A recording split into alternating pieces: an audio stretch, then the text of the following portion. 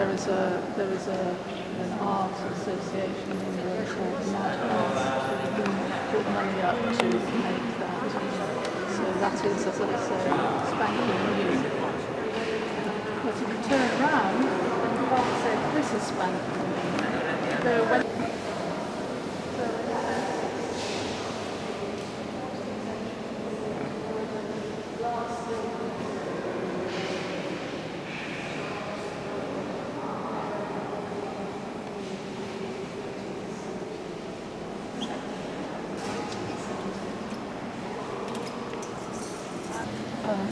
and if you look further down, then all the glass, the small coat of arms of Richard II. First row at the top, and you see those kings, one king left sticking down in the middle. That was the original glass put in at that time. So that glass there is dates from 1400. However, if you look at the ones below, those are much earlier because they come from above the wire. When we get up there, I'll show you where they came from. And those were moved from the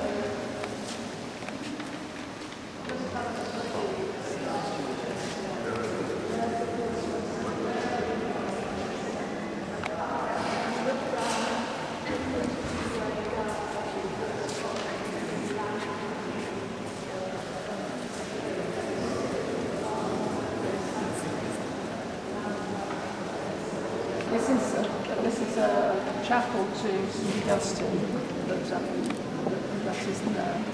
But this is St Augustine. We always think it's very badly presented. Look, it's a store of two pianos and two chairs, and we say this is our founder.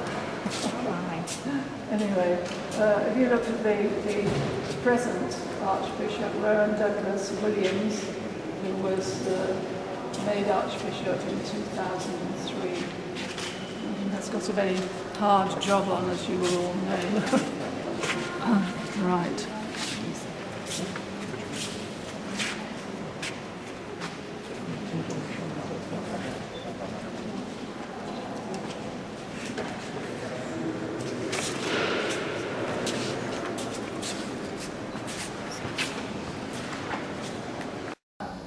And the monks here, all of them, of course, had to go 7 times a day or night into the cathedral, and here it was 2 or 3 times in the night, because the office began at 2 o'clock in the morning, and so in the winter they went to bed in between 2, the second and third service, but in the summer they stayed up and brought by gravity from a hill outside Canterbury, then went up the water tower and circulated round. It meant the water slowed out the rubbish into the fish pond. This is the cloisters. So the life of our monks was calm and well fed, 3 square meals a day. And if, because of their work, they needed to miss a meal, they could always go and ring the bell that hung outside this home. The cellars quarters were. And so they had a kind of sponsorship, because they said to the people who had coats of arms in this part of England,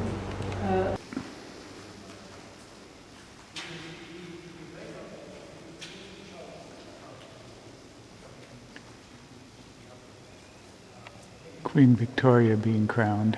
There was nothing here. And when I came to East Kent, came to live here in 19, it was where Thomas fell. And it was only right at the end of the 15th century that this king.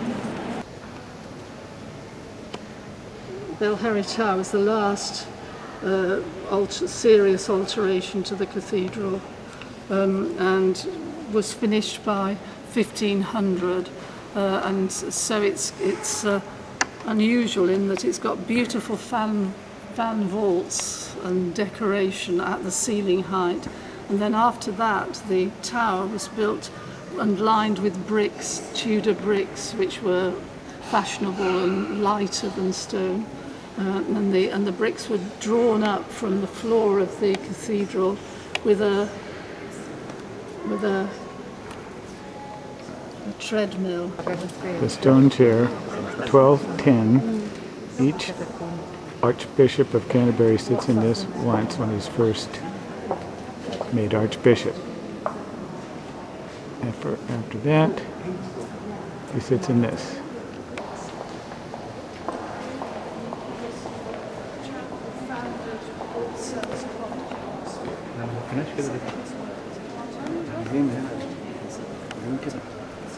Then they would do this and flash out at you. So it's no wonder that you got here, and B, that you gave offerings. And if you look at the window around the corner. So Thomas was here in his glory for a long time. And then two royal personages were put here. The first one was Edward the Black Prince, and the second one was on the altar of this chapel that Thomas's little skull was put in a jeweled box. So the crown of the church, the crown of Thomas. And as I said to the school children, Humpty Dumpty fell down and broke his crown. So there it stood, but again, the jewels and the gold went with the rest of the gift to Henry VIII in 1538. And arguably, we're told the finest glass in Canterbury is this crucifixion and resurrection ascension. Terrible, terrible. What a contrast, isn't it? Isn't it?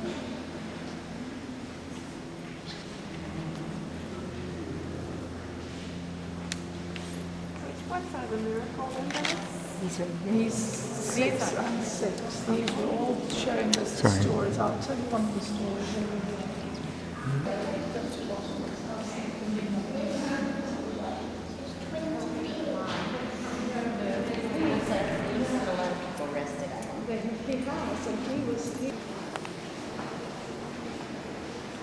You can see how worn the stairs are from all the centuries of people going up and down. And that, ladies and gentlemen, is where we come to an end. We could go on forever, couldn't we? And I'm sorry I've taken so long. No, we've It's totally... fascinating. Wonderful. Well, I'm glad you enjoyed it. We're so glad we came. Right, well, do feel free to wander wherever you like. Thank you. Thank you. No, put it in the box. Thank you. very much. Thank you. This is Canterbury Cathedral from the outside, and you can sort of see different eras when these different parts of this church were actually built. And these are some of the flying buttresses.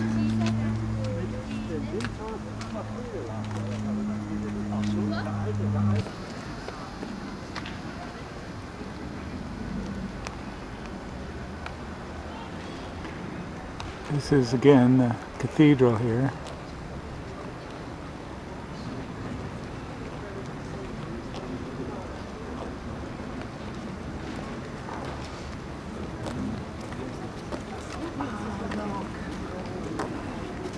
And you can see that this part was added at a different time, just by virtue of the stone and whatnot.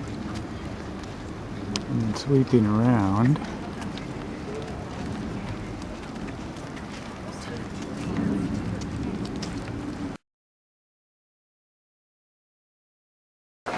Is this the environs outside the church? What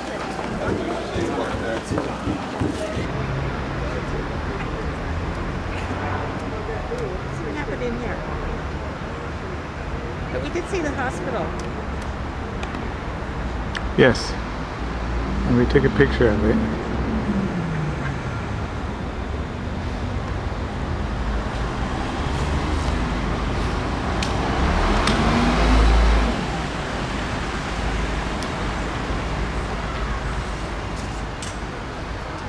This is the west gate to the medieval gate to get into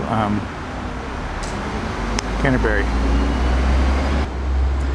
This is a gate, probably to a bridge at one time, I don't know. There's a dog taking a break. I think this is probably part of the wall that was around the old city. And on the other side is the river Stour, which is where it served as a sort of a moat. And this is the Tower House and the gardens in front of the Tower House, which is here in Cambridge, and it's near the West Gate into the town, the medieval West Gate. Roses and such. And this garden, and if you sweep around, the garden just kind of keeps on going. And again, it is right beside this river Stour, which is the river upon which Cambridge is built. There's the river, and it just kind of sweeps by us here and by Becky. And again, this is the gardens, and looking toward that watch house. Much nicer than Carlos's watch house, I dare say. Very pretty.